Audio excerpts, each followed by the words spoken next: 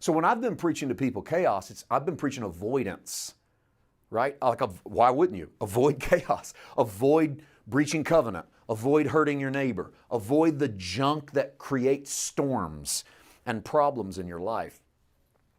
And the Bible is, Old Testament opens with darkness and chaos, and then there's light. And then our studies in John. John opens with, in the beginning was the Word, Logos, and God spoke light into darkness. What's he doing in both books? Old Covenant, New Covenant.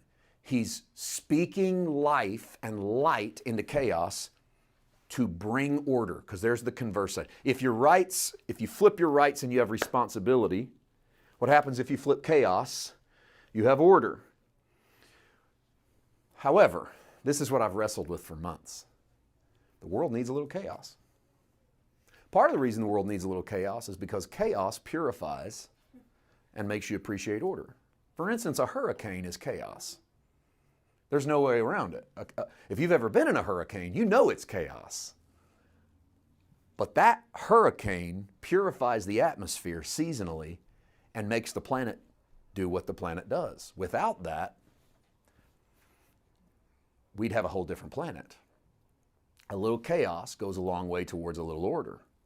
And I've tried to find that spiritually. I've really worked with that for a long time to go, at what point in my spiritual walk do I need some chaos in order to establish some order in my life? Well, one of the things that I've begun to land on, and I promise I'm going to give you a story from the Bible today, because there's a couple that that's really sort of exploded lately, even just this last week in me in regards to this. But on my way there, I'm really just trying to work some of this stuff out before I introduce an old book to you, an Old Testament book.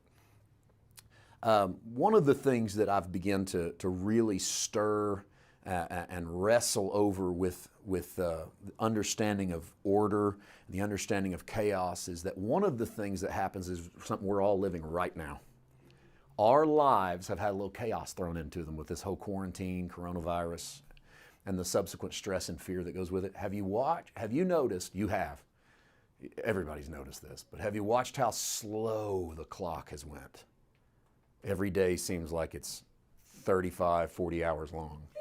You know, it's like if your routine gets thrown off to where you're not doing what you did normal Monday, normal Tuesday, normal Wednesday, but now it's all of a sudden not a normal Monday, not a normal Tuesday, maybe you can't leave the house.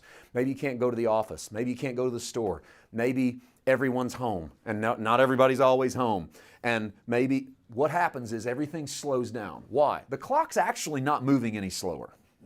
We know that. It's not moving more slowly now that we're home. What happens is we're out of our routine. Therefore, every piece of information coming at us is new. And when the brain gets that kind of new information coming at it, it has to slow those things down and compartmentalize them. When we're doing the things we always do, we can do them without thinking about them. The clock just rolls because we go through our day. This is what I do then. This is what I do now. This is what we're going to do tonight. And what happens is things kind of clip along and we go, boy, time really flies, doesn't it? Man, where'd all the time go? The moment you get a little wrench thrown in there to where things aren't the same, then everything slows down. So that was one of my first revelations, is to go, okay, chaos makes us appreciate routine. It makes us appreciate order. It also causes us to dig in and find some things to appreciate we never thought about. And so chaos actually serves a purpose in our day-to-day life to sort of purify the atmosphere, like a hurricane in our life that goes, you're going to board up those windows.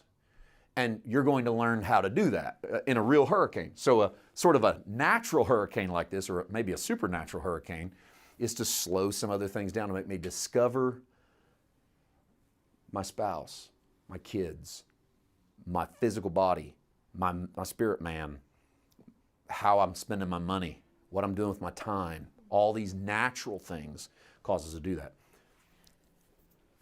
I still wasn't satisfied. Because that's an area, but it's not totally spiritual. And I think the Bible covers this stuff, but I've just been digging to try to find where is an area where spiritually we need some chaos.